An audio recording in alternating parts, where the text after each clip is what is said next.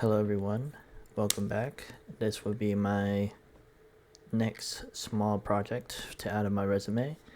Today I'm going to be talking about WSL. Now what is WSL? It's basically Windows Subsystems for Linux. And what does that mean? Well, right now, currently, as you can see right here, I am running a Windows 11 Home Edition on my laptop. Now, if we go down here, you can see I have this Ubuntu icon, and it'll just pop up a terminal. Now, if we put them side by side, it looks basically the same. But this one is Windows PowerShell, right?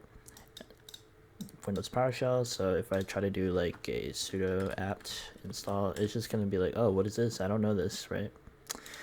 But if we go back here and we do a sudo apt install, let's just say Firefox, or let's just do nmap. I already have it installed, but just for the sake of time, it works just fine, right? And if we do the same thing right here, it won't do it. So sudo apt install nmap, it's just gonna spew out this error message, right? So that's basically WSL, and I will show you a GUI version of it. But how to get this, you basically need to go to Control Panel, which I have right here, Control Panel, and then you got to go to Programs and Features. So if we go back here, Programs and Features, and you want to do Turn Windows Features on or off, right? Go down here, and if I can find it, Windows Subsystems for Linux, right? And then I also want to put on the hypervisor platform. Cool. So next thing I want to talk about is let me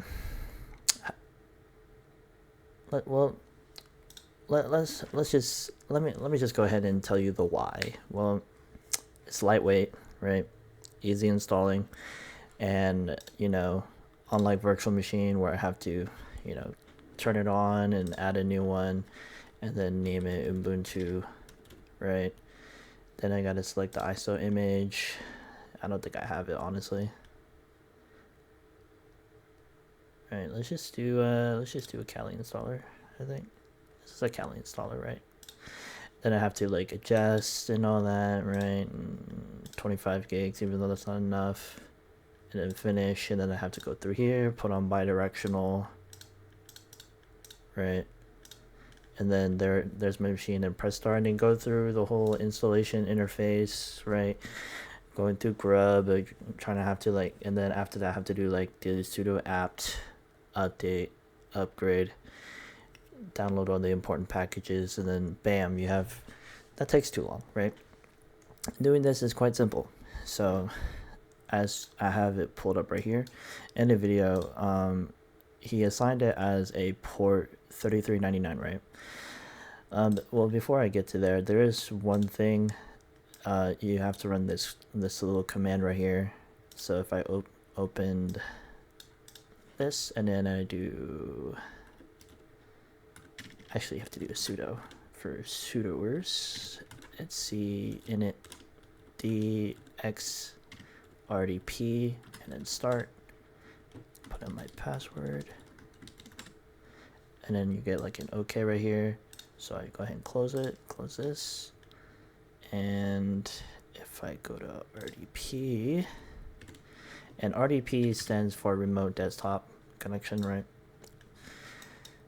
And then to make it simple, oh, I do have to mention one thing. When you sign in,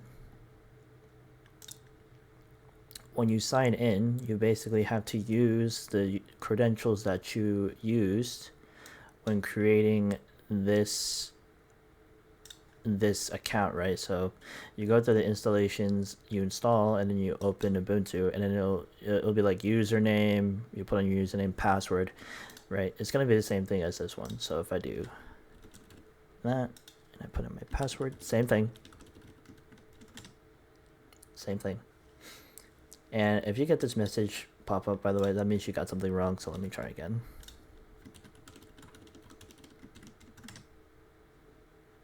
Should work. Oh no, it doesn't work. Oh wait, that's right.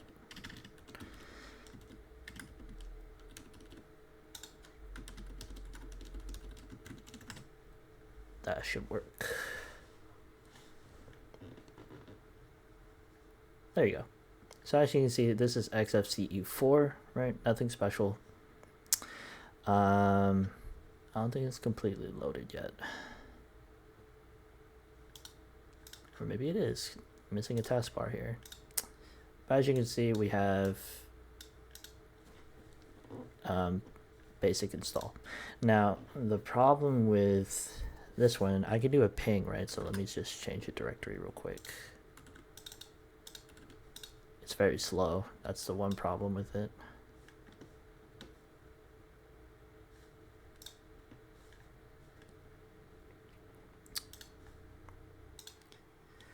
So I was doing some troubleshooting. I was doing some of the you gotta remember, you gotta turn RDP, you gotta stop the service, and then you can turn it back on, because even though you close it, so let's say if I try to close it, right, it's still gonna be running in the background. So this really isn't normal. It's not supposed to be happening, but it's just one of those things that, you know, it just happens. But let's talk about, and let me go ahead and close it, and then close this, go back to the here, and let me go ahead and just stop it, and we'll just put that aside. Now, why do I want to do this? Well, like I said, it's lightweight. I might be able to do some pen testing as well. For example, if I go back to the this is the Linux machine, right? And up here somewhere, I have a IP generator. Okay, now I don't know these IPs at all, so we just, you know, click it a couple times, right? Copy. Go back. Now, ideally, I kind of don't want to use nmap for a reason, but let's just do this, right? And I'm pretty sure okay, so I'm pretty sure this IP is not really accessible, so that's why it's stalling. Yeah, as you can see, I don't think this one's available, or it's like not around here. But like I said, mostly pen testing and Docker containers, and as you can see, I have Docker right here, right? So I'll be making a project about Docker. Docker's basically an app that you can install on Windows, Linux, or Mac, and then you can containerize. You can run stuff like Nessus, which I did in the past, but I'll give a more visual representation. As you can see, this one has Kubernetes, which I think that's pretty cool. Kubernetes. They also got Seracuda and other containers. And in one of the Discord servers, I have a guy who is running a server. Right, he ran a server, and I don't really like to promote stuff, but he runs a server right here, and it's all in a Docker container, which I think is pretty cool. Let me see. Just remembered. If you're having like IP problems when doing this project, right? You can do a sudo nano, if I remember, etc resolve without the conf, and then put in my password. Etc resolve conf. Is it not this one? It's gonna be something like this, right? It's gonna be etc resolve conf, right? And then server name, and then you put the Google DNS, right? So I'm not gonna save this. I don't think this is the right file. Pretty sure it is, but that's another thing. If you have like problems with, and this issue mostly happens on Debian. As for like other distros that are not Debian based, such as I think Fedora, Red Hat, Arch, they don't really have this problem. Now later on, as I continue to do these projects, I have, give me one moment. In later projects, I'm going to be running a all Linux based machine, and this right here, as you can see, this NVMe .2 drive, M.2. This has Mint OS, which is a Debian based. So I'll be running projects and I'll be running most of my labs in this. Now I have been running Arch, but the reason why I switched is it's a little bit more stable for me. Arch was stable, but then I run into like broken packages. I wasn't really able to perform some of the things I was able to when I was using Debian. The only problem with Debian is the networks when it comes to Wi-Fi's. Sometimes you could connect and then next thing you know you disconnect, and then you need a Wi-Fi extender or Wi-Fi adapter, something like this. Do not get this one. It's very expensive. I just got it because I managed to splurge a little bit. I'm a type of person to splurge on tech stuff like this. This one supports monitor mode, and if you don't know what that is, it's basically when you're trying to do a Wi-Fi attack such as Airmon NG or Aircrack NG. You can do Wi-Fi attacks with these, which I have done. Really cool. Deauthenticate and be able to steal Wi-Fi passwords. So that'll be it for today's project. I really hope you enjoyed it. We mostly talked about WSL. I showed you remote desktop. Another thing I want to briefly touch on this project. Do not connect RDP to your main Wi-Fi, if that makes sense.